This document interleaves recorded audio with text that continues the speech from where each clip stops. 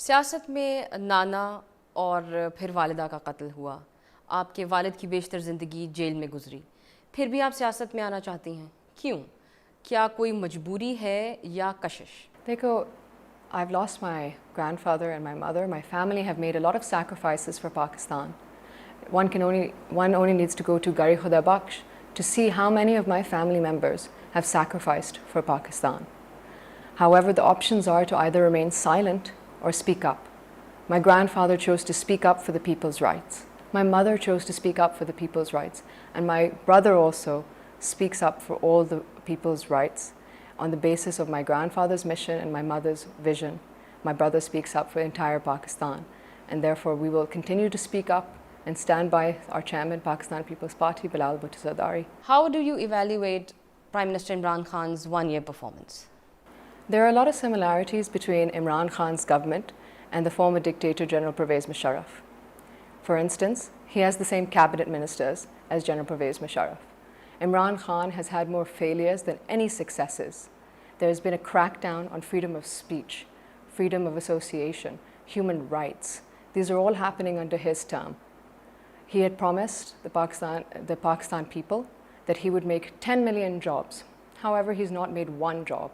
He's actually created more instability, and many millions of people have been laid off due to his economic instability. He promised he would make 5 million homes. He is yet to make one house, and he has destroyed millions. He promised that he would rather commit suicide than go asking other nations for aid. However, he is seen in every single country with that same begging bowl in his hand. If you ask the ordinary person, the common man on the streets, they will also tell you inflation is at an all-time high. Unemployment is at an all-time high. They will tell you that bijli is mehengi, roti is mehengi, gas is mehengi, jeena mehenga, or marna bhi mehenga hai is Pakistan mein. This is what's happening today in Imran Khan's Pakistan, U-turn after U-turn. If you compare this with the Pakistan People's Party's government, despite a world recession, despite a war on terrorism, despite 2 natural disasters, the Pakistan People's Party was able to create 6 million jobs. It created the first social safety net for millions of Pakistanis across Pakistan, the Benazir Income Support Program. President Zardari strengthened ties with China by creating CPEC, and it's going to create an economic opportunity for Pakistan, and that will benefit the region also. We restored the 1973 Constitution. We enabled provinces to have power.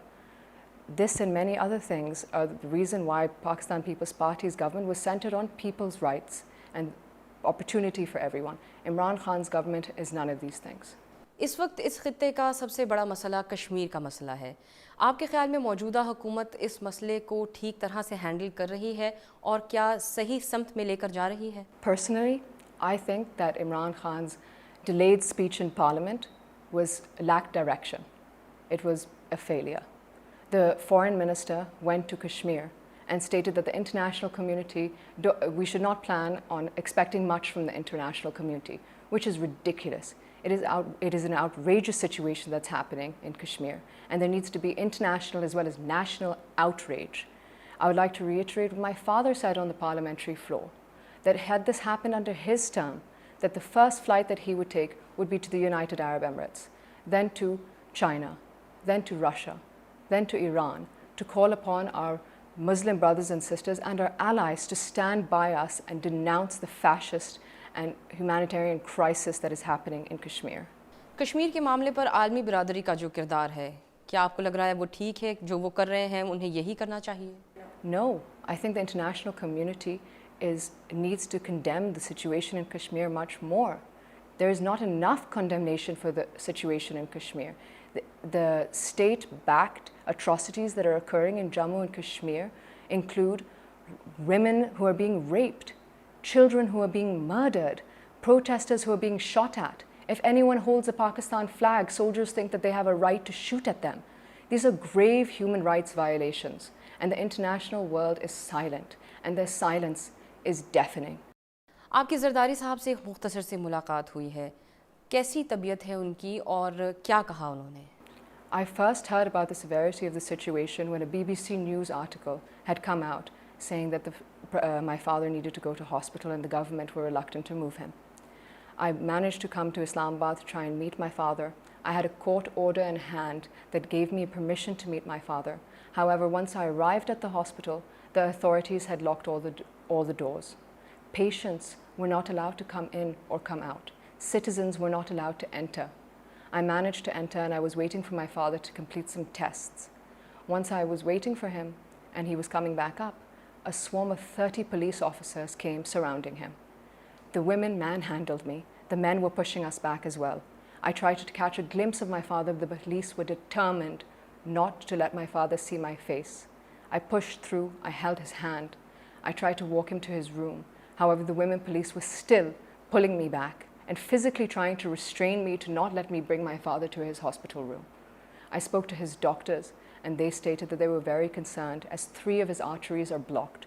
He's not only a sugar patient, but due to his last 11.5 years of incarceration and when he was being tortured, he had severe back problems and spinal issues that have been reoccurring in this present condition. They were under the impression that further tests needed to be conducted and further treatment needed to continue in the hospital. However, later on that day, I found out via the media that they had shifted my father back to jail, clearly without the doctor's permission. The doctors were being pressurized before and the government clearly succeeded in pressurizing them to shift my father back to jail. So you're not satisfied with the treatment? Absolutely not satisfied with the treatment. My father needs to be in hospital under doctor's observations until they say he is fit enough to go back to jail.